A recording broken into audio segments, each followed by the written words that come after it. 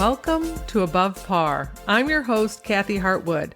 I show you how to take more of your talent to the golf course without practicing harder, taking more lessons, or buying new equipment. I show you how to end the frustration of underperforming so you can start playing to your potential. This is where you are going to learn how to think above par so you can play below par. Let's get to it. Hello, my golf friend. Welcome back to Think Above Par. I hope you're having an amazing week working on your golf swing, taking it out onto the golf course, not overanalyzing why you're not scoring the way you think you should be scoring. Because when that happens, most golfers think their swing broke down. But if you actually look at a round, shot by shot, hole by hole, it's almost never the swing. I mean, sometimes it is, but not if it was working on the range. It's a handful of very specific moments. Moments where your brain made a decision and you didn't even realize it was happening. Today, I'm walking you through 5 of them, 5 moments in every round where your brain either helps you or costs you. And more importantly, what to do in each one. Let's go. So moment number 1 is the first tee. You're tight. You're trying to start well before you even hit a shot. This is universal. Every single listener has felt this. Get specific about the physical feeling, your hands, your grip, your breathing. Make it uncomfortably accurate. You've warmed up. Maybe you hit it well on the range and you're feeling pretty good. And then you walk to the first tee and something shifts. Your hands get a little tighter. Your breathing changes. That swing that felt effortless 20 minutes ago suddenly has a job to do. Sound familiar? Okay, so here's what's happening. Before you hit a single shot, your brain has already attached meaning to this round. If I start well, I'll have a good round. Don't mess up this first hole. Everyone's watching. That's not a warm-up. That's a pressure factory.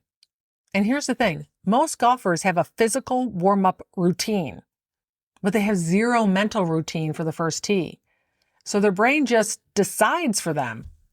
The first tee isn't where your round starts. It's where your brain decides what kind of round it's going to be. Most golfers let it decide by accident.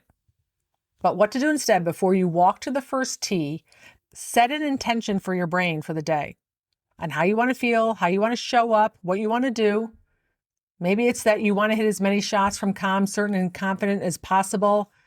Maybe you want to pivot faster after a bad shot. Maybe you want to bring your brain back when it starts focusing on your score. Give your brain a job to do and set your state for the day. Not hope, not nerves, a decision. The state that you're playing golf from is a choice. It is not a result.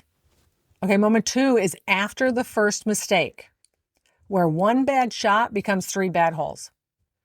Could be the first hole, could be the 5th hole, doesn't matter. They hit a shot they didn't like, pulled it left, chunked it, 3-putted, shanked it. And instead of moving on, they carry it. The next shot, they're still thinking about the last one, still replaying it, still annoyed. And the shot after that. And 3 holes later, they're looking at a double and wondering how it fell apart so fast. What happened? But here's the truth. It's never the bad shot that costs you the round. It's the 90 seconds after it. That's where the damage actually happens. Because most golfers never process the emotion from the first bad shot.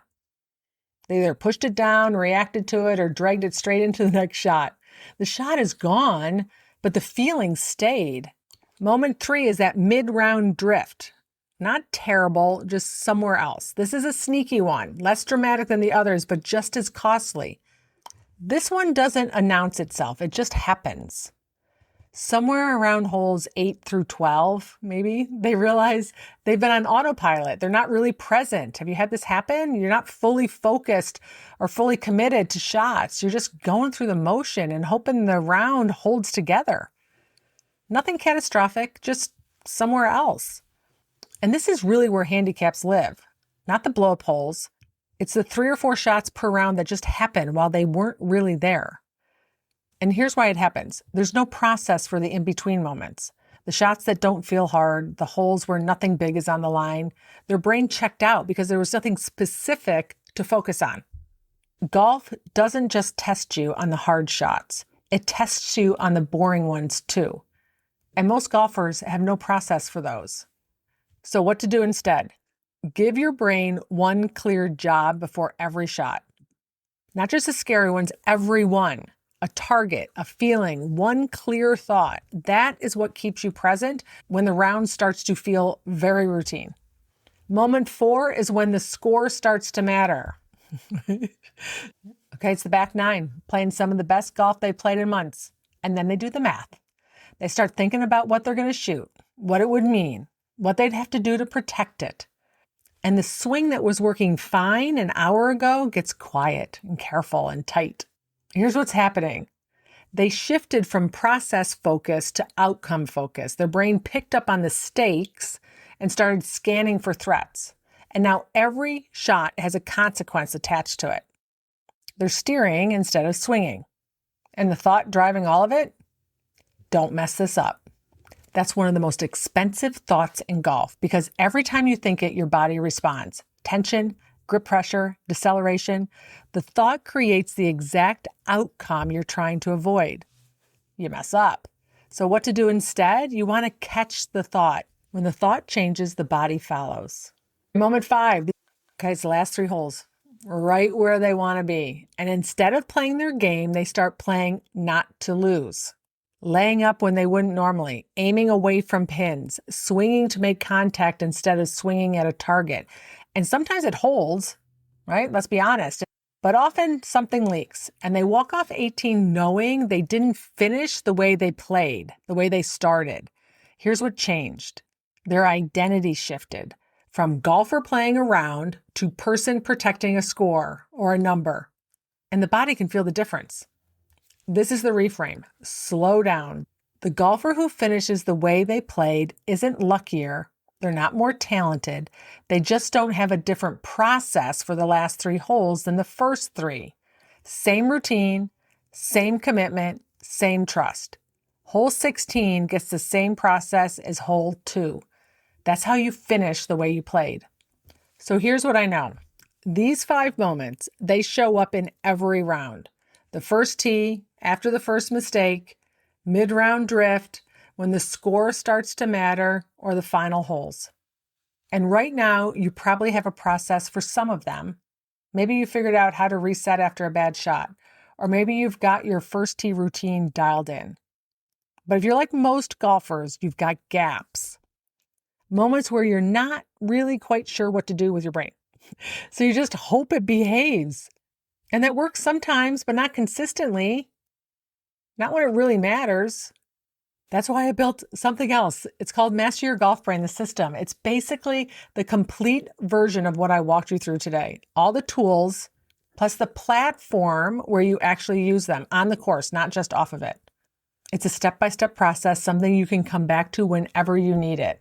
It's something that you can have in your pocket while you're out there playing. And if you've been listening to this podcast for a while and thinking, I really need to do something about my mental game, this is the thing. Doors are open right now, today, if you're listening to this, and I'd love to have you inside. You don't need to just think better. You need something to fall back on when your brain does what it does, because it will. On the first tee, after a bad shot on the back 9, every round. It's not a weakness, it's just golf. The question is whether you have a process for those moments or whether you're just hoping your way through them.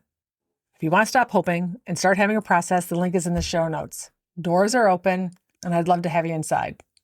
And if this episode landed, share it. Leave a review if you have a second.